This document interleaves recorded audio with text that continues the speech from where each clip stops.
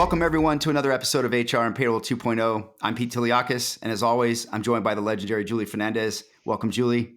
Thank you. Great to see you, Pete. Yep. And this will be another first. Yep. And we got our good friend, the payroll artist, Jim Kohl, hanging out with us today. We're just doing a spot episode for the fun of it. Thought we would get together. So welcome, Jim. Good to have you, man. Thanks. It's great to be here. Yeah. Seeing you guys. Yeah. So I was saying before this, so Julie is on a cell phone right now because she's caught in the Black Rock vortex, as I've been calling it. CrowdStrike. I'm not trying to start any conspiracy rumors or anything, but BlackRock does own 17 million shares of CrowdStrike. So let's just leave that there. And hhopefully everybody gets back online very, very, very, very quickly. But anyway, what a wacky week, right? What a wacky week. I told my wife last night, I'm like, it's literally like we're living a South Park episode. Crazy stuff. But here we are, right? But we're together. We're online. We got some bandwidth somehow, and here we are. You know, it's amazing how things can go so horribly wrong in a day or a week or a moment, and you still find ways, loopholes, and ways to get connected. I feel like I've seen it all. Yeah. I feel like I've seen it all. But we figured it out. We're here thanks to the technology of Riverside, and we always look good. So, look, we thought we would hang out and catch up with Jim. Jim, what have you been up to, man? I know you're everywhere. You were in London. You took a trip. What's going on with you, man? Yeah. So my book came out last year. Yeah. Woohoo. Let me get that, by the way. Hold on. 30, 60, 90. Oh, man. Why do you have yours right at hand? Right here. I know where mine is, but it's not here. Yeah. Get you a book, man. Great. These are great. So These cool. are great. They are awesome, Jim. Thank you. So first book came out. Been watching that and hearing feedback about that, which has been super exciting to me. I am working on my second book, which is a sequel to that. And then for those of you who are members of Payroll.org and you get the Paytech magazine, every other month, my comic strip is in there. So I saw that, by the way. I got one of those down here, too. Awesome. Are you in the one with hold on. I'm in the one with the Astros on the cover. Boom. Yeah, I'm in there. Go to the last page, Pete. Look at that. Here we go. Live. I saw that was going to be a regular feature. That's right. I have been seeing you. Yeah. There you are. Yes. There you are. Yes. You've made it, Jim. You've absolutely made it. Yeah, you are like the Charles Schultz of HR. This is cool. Can I tell you something? 30 years in payroll. Yeah. 10 years of probably writing and doing what I do. I've never made it into Paytech. So hopefully someday. This is the episode. This is the issue, not the episode. The issue that you're looking for, and you're right, Jim. You are in the back of every. That's right. I see you. I think I've tweeted this before. That every time I turn these things open, there you are. Yeah. Well, that's awesome, man. Congratulations. Now we got to get you into like Time Magazine and that sort of thing. Yeah, that would be wonderful. The New Yorker would be great. It's such a niche place to be, right? Payroll and comic strips, it's just me here. Yeah, so I love does that mean, like, do you find yourself having to orient a little bit more toward the payroll group, the payroll characters in HR for the magazine, or are you like taking broad license and doing HR, whatever strikes you? I've kind of been a little broad since starting. They will send me usually like the themes of what the issue is going to be about, and if I have a strip about it, I'll send in one that kind of ties to it. Otherwise, they've just been great. They love my work. Would love to get in there monthly, but right now it's every other issue. You'll see me in there, and it's been great to work with their team. And anything HR or payroll related, they seem to enjoy the humor. Yeah. Well, don't we all? We need all it, use man. That. We need it, right? It's like there are moments. I mean, listen, if you haven't cried as a practitioner at some point in your career, you're not really doing it, man. Yeah. You're not really doing like it. Like a rite of passage. Oh man, I have dried more tears than I can tell you over payroll, and that's how I know you're living. Yeah. You know, when you're in payroll. You know what I've been doing, Jim? I know I haven't had a chance to tell you this, but since your book came out and I got it, I actually bring it and keep it on any tables or areas where I'm presenting or have a booth, at a conference or an event, just for some lighthearted and start some conversation. Oh, there are always folks that are like, hey, what the heck is this? And it's a great conversation starter and just so needed. Just that breath of fresh air. Yeah. We were just talking a moment ago. A good friend of mine is opening a new restaurant here. That's actually not new. He's rebranding and he's bought a restaurant. And Jim's helping him with the artwork. So Jim is a diverse artist. Get in touch. Yeah.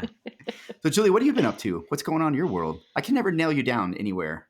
Oh, geez, I know. That's because I feel like I'm everywhere, all over the place. Although for the summer usually slows down, as you know, like the beginning of the year is mad rush with things that are happening in events, and then it slows down, and then it'll be a mad rush again. So Yeah. I'm deep in client projects. I'm doing a lot of new client meetings, or more travel than I usually do, and tag teaming with people that are out there in the field. Yeah. As you know, there's quite a buzz and a flurry of market activity that's been sprung up from all of the different provider news, which I Oh think we'll yeah. have an update episode about shortly. But whether it's Alight Strata. oh my gosh, I've been talking about it all day. Yeah. Alight and Strata or UKG. I mean, like, there's just so much Yeah. going on. And so that creates a flurry of practitioner activity. And I'm deep in it, and I just love it, and Yeah. enjoying the summer too. Yeah. Yeah. Me And too. you just came back from a little bit of I did. sunshine, right? Yeah, I came back from a what I would call a COVID festival. I was on a cruise. I'm kidding. It's not really. I just worry about that when I That's win. good I was like, branding, Pete. yeah. When I found out there's 5,000 people on the cruise, I was like, oh, this is not gonna end well. So, like, a couple of my family members are sick. Knock on wood, I'm okay so far. I got that power immune system, but got a couple with some sniffles. So we're doing tests here to make sure we're okay. But we had a great time. We went as a family. We've never really, not never, we haven't done that in a long time. It's hard when you got 20 somethings to get everybody in one place. So it was cool to have all my kids together. And we went down to like the Virgin Island kind of area. So Yeah. it was really Well, fun. you must have been on the Biden luxury cruise, and he got the sniffles too, right? Did he get the COVID too? That's right. He has Yeah. COVID. I heard. It's going Yeah. around though. I've rented a few people on the phone who have mentioned that they have had or have COVID. So yeah, summer. Everybody's on planes and getting out there doing their vacations. So I think we're We swapping it might be out. calling So it the flu again now, maybe. I know. Take your vitamins, kids. Get your Needs a sleep. Eat rebrand. well. That's right. Yeah. Yeah. Anyway, okay. So listen, I thought so. We're just going to hang out today. We were just having some fun. Thought we'd all catch up, talk some different things. But there is some news we have to talk about, Julie. Big news Absolutely. this week. But we have a news episode coming up. Brad Collins, the what I would say, I guess he's right now technically the CFO of Data Scale HR, is coming on to talk news with us. We've got a number of that's acquisition exciting. things. Yeah, we're going to be talking about. Nice. But this episode, I want to talk about the big news this week that has really rattled the fintech world, and that is the fact that the Consumer Financial Protection Bureau has deemed that an earned wage access, taking of money early from the paycheck for an employee by way of an earned wage access solution is actually a loan. So That's CFPB. amazing. We That's do need to talk concerning. about it. And there's Can some you say timely that? reasons, right? Why we should Yeah. be talking about this right away. Yeah. I posted that I've said this before because I've been questioned by people in events that I've been at. When I've presented on earned wage access, they'll say to me something like, well, aren't we just giving employees loans? And I said, well, how do you loan someone their own lawnmower? Like, can your neighbor loan you your lawn? It's your lawnmower. It's your money. You owe it's an installment payment of what you owe me, right? So if we think about it, the world economy is floated on the backs of employees who are working and giving their employers these, to me, the loans. But here we are, right? And so now we may have some unraveling of the way that we're treating these things legally and tax-wise and otherwise, right? So, So what do you think, Jim? You're in the fintech space. Yeah, of course. I think what's most interesting to me is it's wild that you would ever even think to call it a loan. Yeah. Right. I mean, just in the name itself, it's earned. Right. It's access to wages that have been earned. It's earned wage access by name.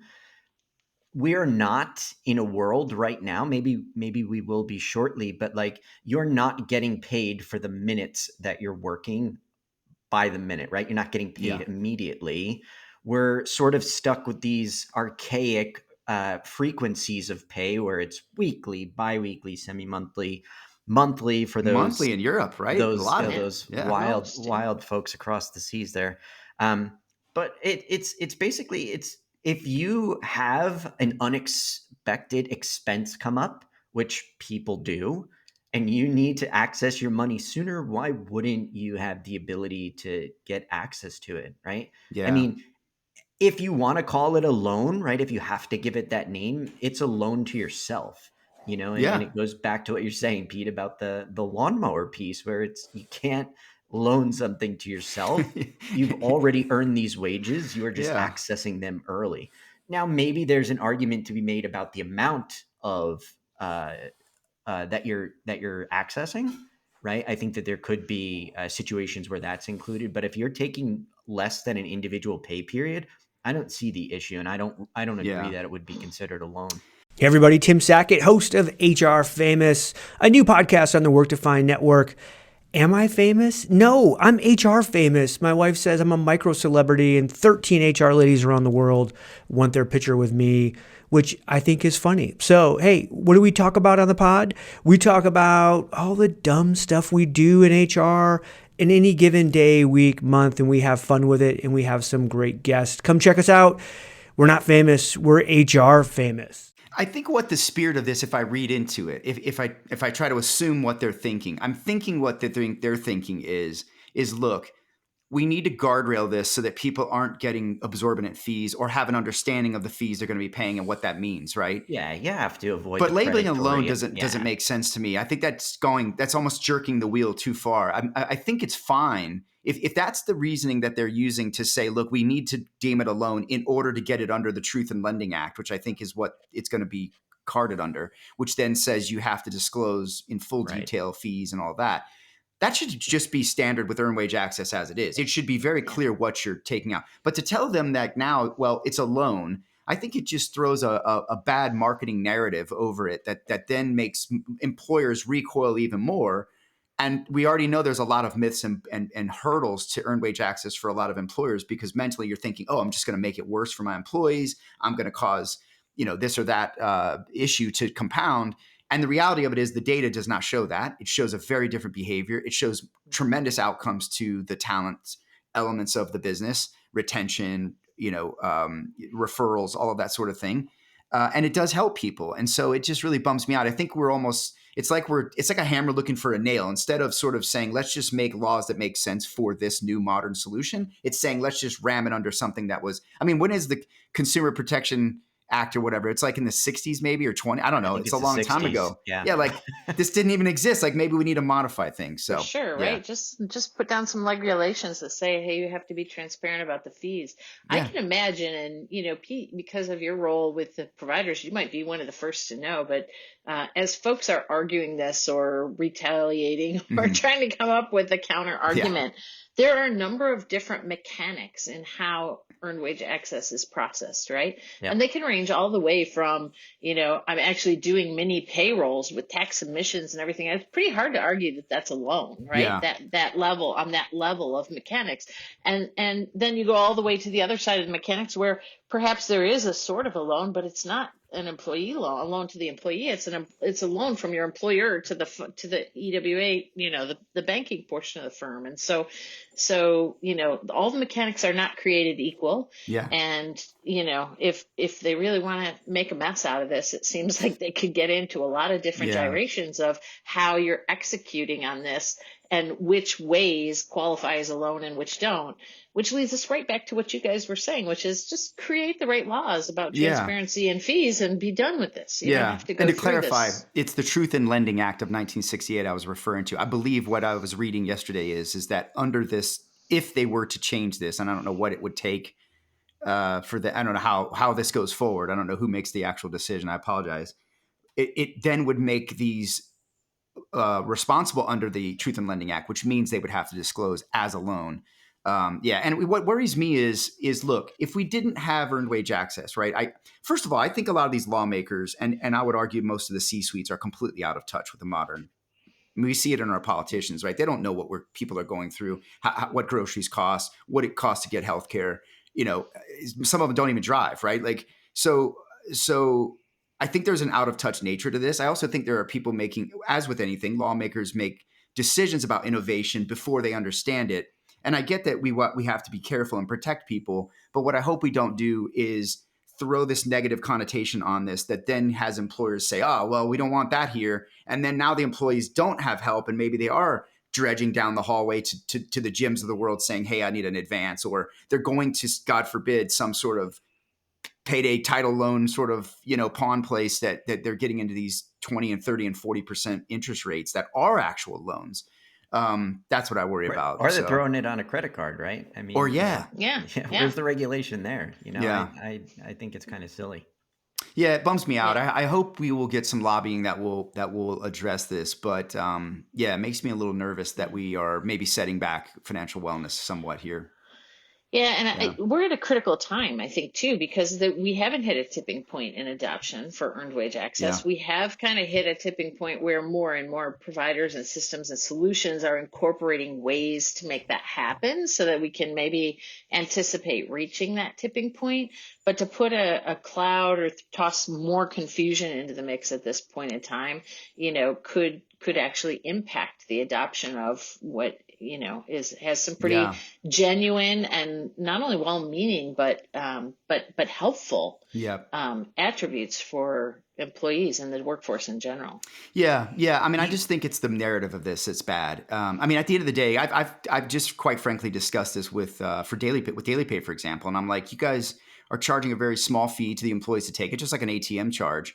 How do you now present that, right? And they're going to have to figure that out if the law changes. They're going to have to find a way to present it as some sort of a loan rate, I guess. But yeah, it's really not. It's kind of deflecting from what it really is, and then just like we say, addressing it, at the very root of it. So bummer. Do you see this as sort of like a bridge? Is like earned wage access like the beeper or like the pager of its time, where it's like we're all working towards the cell phone, Yeah. or we're all working towards getting paid Yeah. in time for the time you work? Like Daily Pay is an interesting name. Like I love that name because like I think that's where they want to go, right? They just Yeah. want you to be able to be paid daily, Yep. without having to worry about waiting 2 weeks or 7 days after the close of a pay period, which is Yeah. it does seem archaic. Do you know what I think it is? It reminds me a lot of direct deposit, and I'm dating myself here, but I remember being a payroll manager and having to convince people that direct deposit was Oh, a safe, totally. good idea, right? And don't get me wrong, there were some reasons why some people didn't do it, right? They didn't want They their didn't want wives their to know what they spouse to made. see it. Yeah. Exactly. Or I had a guy one time tell me, he said, "Hey, look, I put this paycheck." He had like a union thing or whatever, and he would say, "I put this over here, and I put this one in an account that my wife doesn't know about. And it's how I gamble and do that." And I'm like, "All right, I got you, but whatever. That's none of my business." The point is not everybody was jumping up and down saying, "Oh, I want to be on direct deposit." And this was 2000, 2010, whatever's. You're talking 20 plus years of us still trying to convince people to go on to direct deposit. So I feel like this is our new generation's direct deposit. And if you look around you, right, real-time payments are here and they're accelerating. And Yeah, it just, totally. nobody wants to wait for their money, right? I don't care what it is you do. Nobody wants to wait, right? We want it all instantly. Hell, we want everything instant. We want our food. We want our new shoes, whatever it is. It comes Our to the door. We don't have to movies. worry about it. Yeah. Yeah, movies, all of it, right? So why not your pay? And why should I have to wait for you to accrue, me to loan you money? I'm working for you. I'm loaning you money. I need it. I think that's, why not? I'm all about freedom. So yeah. Let me ask you this, Jim. It kind of reminds me of this. And Julie, I don't know if you're aware of this. I'm probably going to mess this up, but isn't there's something new around how the money movers have to be licensed in every state? Do you know about this? And it's really crunching the little mom and pop payroll companies. Money transmitter license. The money transmitter license, right? I kind of feel in some ways that legislation is a little bit of the same sort of. Whether you're a payroll pro or an employee wanting to understand your paycheck better, we've got you covered. Tune into It's About Payroll for expert insights on payroll trends and compliance, or check out It's About Your Paycheck, the go-to podcast for employees looking to understand their pay and rights. 2 great shows, 2 great hosts. Listen now, brought to you by Work Defined, where payroll meets clarity. The Use Case Podcast is where technology vendors get to talk about themselves. And it's a wonderful place for vendors, investors, and practitioners to listen to the story of the solution, the features, the benefits, the attributes, etc. And we get to know the CEO or founder during the call, and we also get to know the tech. So subscribe to the Use Case Podcast. It's almost, I wouldn't say it's a negativity narrative for the industry, but it's squeezing out the little guy. It's squeezing out competition, right? It feels like the big guys, right? And the big guys we know are ADP and Paychex and others. is Yeah. that legislation going to benefit them, or is it going to squeeze out the little guy? I don't know. And I feel like in every industry, you should have as much competition as it can stand. Yeah. I hate to see the little payroll mom and pop shops. There's a lot of phenomenal ones. I've met many of them. Went to the IPPA last year, the Independent Payroll Providers Association. Great group of people. Some of those people have been in payroll their entire lives. Their parents launched companies that they are now running service providers in, Des Moines, Iowa, and these little places. Yeah. But they're getting really pressed and crunched by having to now be licensed in every state to move money, and they're not banks, right? They're payroll providers. So, yeah, it's iffy, right? It's makes you worry about that. Definitely. Yeah. I mean, it's not easy, to become a payroll provider. It's not like it used to be. And, when you think about, what happened with my payroll HR a few years ago, like, people is that want the one in New those York? Assurances. Yeah. The big one in New York. That happened. You know how I remember that if you look that up, I believe that came out the week or two before or during HR Tech, and it rippled around the room. Yeah. It was quite like September of 19, I think. Yeah. Something like that. Yeah. Crazy. And if you guys don't know what that is, that was a company wasn't even exciting. Shut down. Yeah. That was kind of the most disappointing thing about it. It wasn't like he was using that money in gambling. It was just close the doors. No, it wasn't even exciting. That was unfortunate. But it happens. It does happen. And it has happened in the past. And I totally understand. You got to guardrail that. And look, let's be honest. Like, not all of these earned wage access solutions operate the same way a Daily Pay or someone else, right? Does. Some of them even consider them loans right now, so that's right. Isn't even a huge change, to Julie's point. Yeah. Yeah. Jim, have you ever had an employee come down the hall, you have to give an advance? You've been there? Well, so interesting thing about me. Yeah. I've never actually, I don't really run payroll for an individual company, right? All right, I've always worked at providers.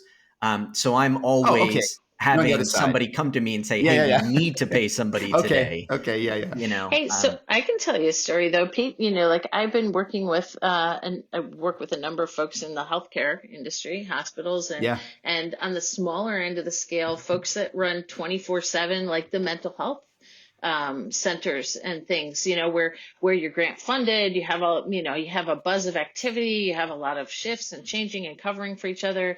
And not only is payroll super complex in those spaces, but it also is not uncommon. More and more often when I'm working with practitioners and finding out what are your practices, do you have an advanced pay, capabilities?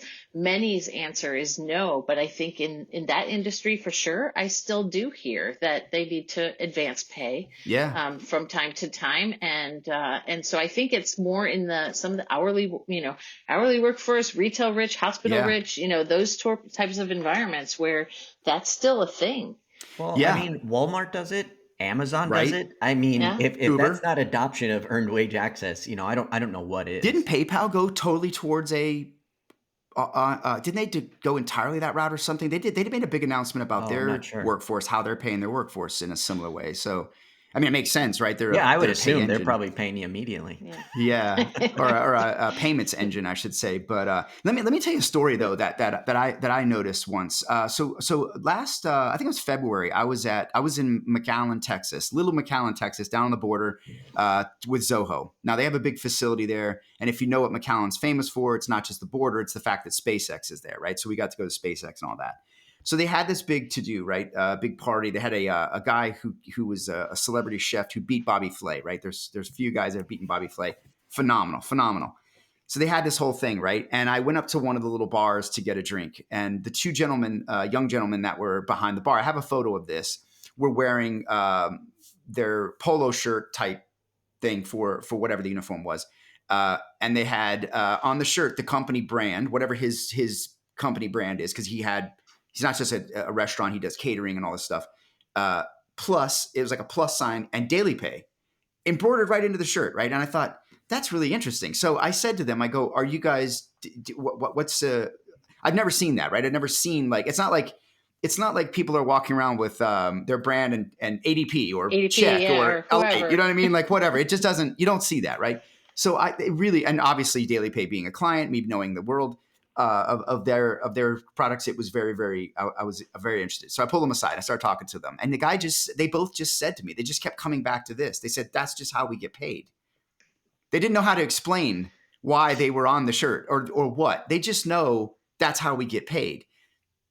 So I thought about that for a moment, and I was like, look, this is it, right? Like how do you tell that young, now I don't know how old they were, younger guys, this may have been their first few jobs. If that's the expectation that's been set for them, what's going to happen when they leave there? And that's not apparent. That's not available, right? What are they going to do? They're going to be like, I'm not going there. Or, hey, why don't, and they're going to be knocking on HR. Why don't you have a daily pay or earned wage access of some sort? So I thought that was really interesting that was part of their company. It was almost a part of their whole branding. So it's very impactful. It really is. It really is. There's so much data on it. I mean, it's clearly a selling point, and I think it's something that gets folks excited because, like, I can remember the first time I saw a sign up at a gas station that says, like, we pay, daily. That's like, oh yeah, why, yeah. If you're looking for a quick job, I mean, why wouldn't you take that as like something that's exciting, or a place that you would want to start versus, oh, when do we get paid? A week after I finish a 2-week shift? No, thank you. Yeah. Hey, friends. Marnie Robbins here, host of Vibe Makers, a podcast now on the Work Defined Network. Look, we all know workplace culture doesn't come from a slide deck. Gross. It comes from people. So on Vibe Makers, I talk to the folks shaping the experience of work from the inside out. The HR and people ops folk, founders, leaders, and misfits building culture through small bets, big beliefs, and a whole lot of trial and error. No fluff. Well, maybe a little fluff, but mainly just candid talk about what happens when you stop duct taping your culture together. Come check us out. Listen to Vibe Makers wherever you get your podcasts. Well, and I think there are industries and places where people in the entertainment industry where people are taking daily pay or pay regularly in crypto and opting into, other mechanics that'll let them touch it quicker or in a totally different way. And what I'm thinking of is I've had some conversations with folks in the gaming industry recently, right? And so if you're talking, let's say folks that are getting a majority of their wages in tips, and and so it's even circumventing a paycheck, right? Yeah. I mean, because they're cashing out at the end of a shift or the end of the night or however that works, right? Sure. I mean, that's always caused some glitches as far as how do I get enough deductions for my taxes or how do I get enough deductions for benefits? But how is that not, how is that any different than the earned wage access? It's not. Not legislation, and so what do you do cash about tips that? alone? I mean, what are we doing here? Yeah.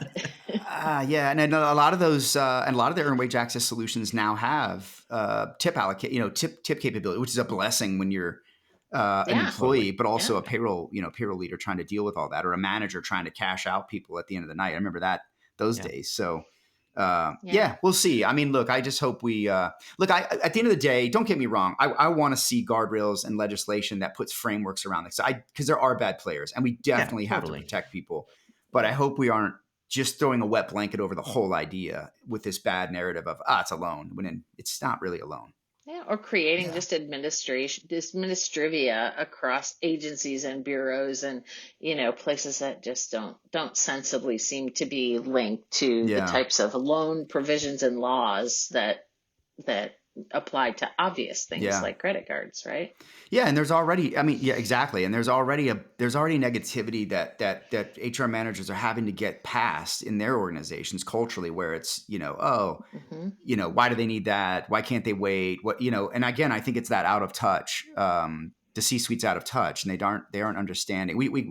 I think we talked about that with Jason Lee, the founder of Daily Pay, actually, who's now founded Salt and been acquired by Chime. So congratulations. We had a good conversation about that, how there's just that disconnect between the C-suite and the frontline worker and the workforce that is causing this rift and this angst that we have in the workplace today. So, by the way, he did an impromptu, Jason Lee, that is, did an impromptu LinkedIn Live yesterday at 3 p.m. I'm sure it's still out there. I tweeted it if you want to check it out. Where he talked about this legislation, what he thinks it means for employers in the industry. So I want to go back and catch that, but that's if anybody wants extra info. Make sure you link it to this episode. I'll have to find it. Yeah. I think I'm hoping it's still live. We can throw it out there. So Yeah, that'd be cool. But so what else is going on, guys? Anything in your world? I had a nice update from Strata Global this morning, the new company spinoff from Alight. That was interesting. Did you make that, Julie? Absolutely. Yep. And I've had as you know, I've had a few conversations, in between. Yeah. But I love to know, I don't think there's been a way yet to get a real feel for people's, opinion. Or Yeah. reaction to the brand. And, I think they crave a little bit of the story. So I might do a tiny blog piece this weekend Yeah, a or part something two. on LinkedIn to share a little bit about, that human side of finding a new brand and creating an image. Yeah. Because I think there's always a lot of curiosity around that. So Yeah, it's hard. for sure. So what we're talking about is the Alight spinoff of their what we were calling Newco for a while, the divestiture of their Payroll and services and SI payroll business and around payroll and professional benefits. services. Yeah. Yeah. Payroll and professional services, benefits being the other side, Well, but right? the benefits for Workday, they do still keep Workday, Yes, yes. Workday related Workday benefit benefits services and goes with Benify them. Not the Global. full Yeah. DB and DC and all that. That stays back. But all the best parts, in my opinion, of Alight are leaving and going off to a new brand. It's now Strata Global. I think it means like pathway or moving forward. It's a very positive connotation. It's Italian, is my understanding. But yeah, I think the thing that worries me here is that they are going through another rebrand that is going to mean, because look, Alight didn't do a great job of brand. I mean, I still don't know if Alight has yet branded themselves well. I don't know if people know what the heck they do. I think they had an identity problem, especially in payroll. NGA's capability just sort of got lost. I'd argue to some extent, Alight didn't necessarily care about that business. And I think it's great that they've left. They found a home that will hopefully nurture them. But I think it's going to be hard now to go through another obscure branding 2 iterations over. That's going to be a really hard push. So they're going to have to work hard to get that. And I think it's going to be very, very well tied to Workday, with Workday being one of their biggest partners.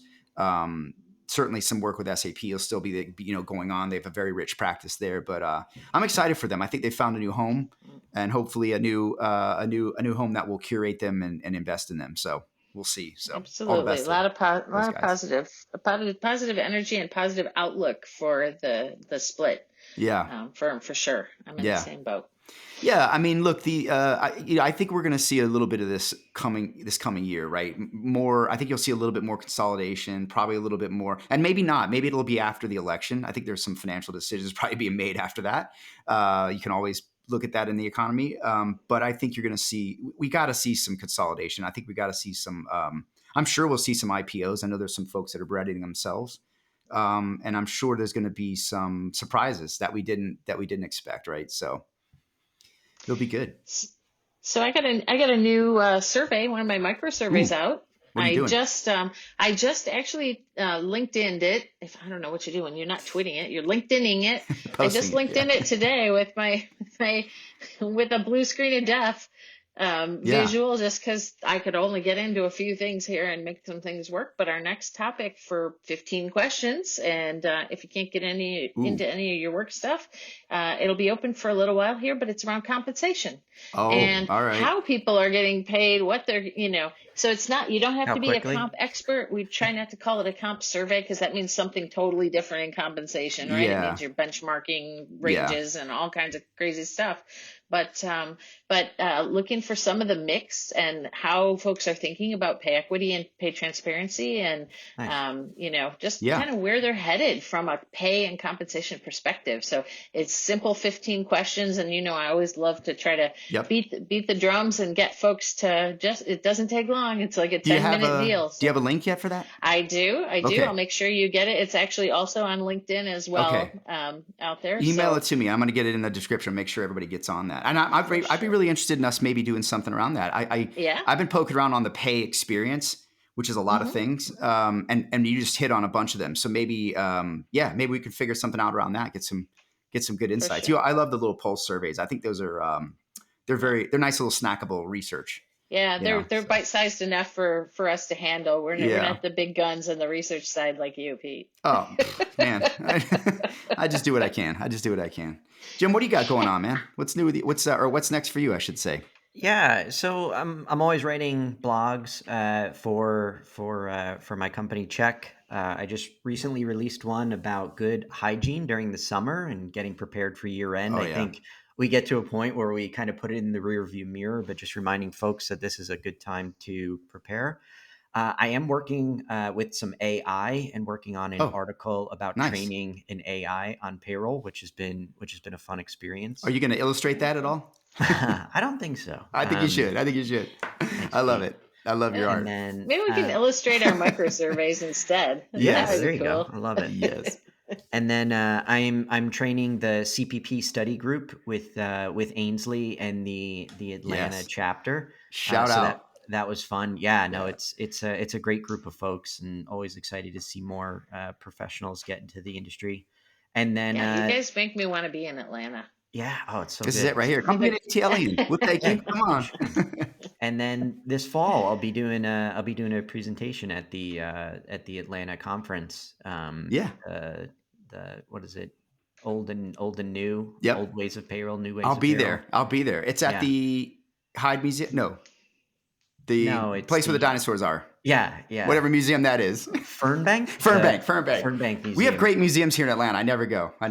You can tell, right? I don't even know their names.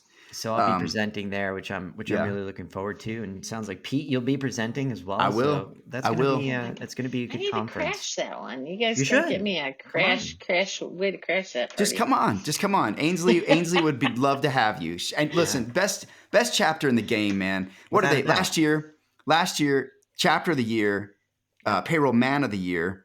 Yeah. And then this year, I think they came in second in every single category, if I'm not mistaken. All three or four of the categories. So, shout out. They do an amazing job.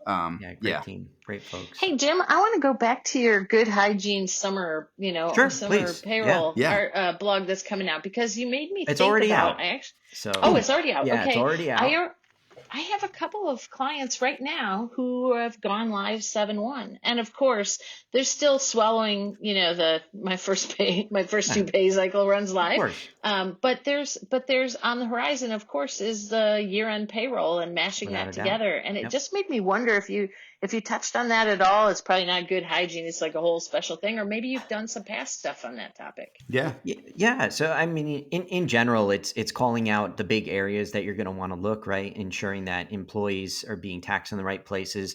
Obviously, 2020 changed the payroll world. You have a lot more remote workers. Ensuring that people are being taxed where they're actually doing their work, is a big one. A lot of RVers. Yeah. And honestly, speaking to employees, saying like, hey, check your own stuff. I think folks, for the most part, they love looking at their bank account on payday. Very few look at their actual paycheck. Look at your paycheck. Just promise me you're going to look at your paycheck. Yeah. Thank you. And make sure that that's in a good place. Doing a true up on any payments you're making outside of payroll, ensuring that those have been completed. If you have any states that you applied for tax IDs that you haven't gotten those IDs yet, get them, right? The worst look is a W-2 where it says applied for next to the state somebody's been paying taxes to all year. Yeah. You do not want that, right? So just calling out, like I said, just good hygiene. It's the long days of summer. It's quiet. This is the time to get ahead so that, year end isn't a crunch for companies. Yeah. Year end is year round. You got to close it every quarter, man, or else you pay for it. You pay for it. Year end is year round. How we say that? It's every that's month. Awesome. I need to look for that. I can't wait to share that, because that's something you should almost like pop up on people's screens every month. Hey, Hey, email that to me, Jim. Let me make sure we share. That little paperclip guy, right? The little paperclip guy that kept showing up. It's like, hey, you're out. You're the out. virtual assistants before we had a virtual assistant. Yeah. Cool. Awesome. Well, look, this has been great. We need to do these more often. We need to do a Friday hangout. And appreciate it, Jim. Good to see you. And as always, we'll be in touch soon. Take care, everyone. Cool. Thank you. All right. Sounds great.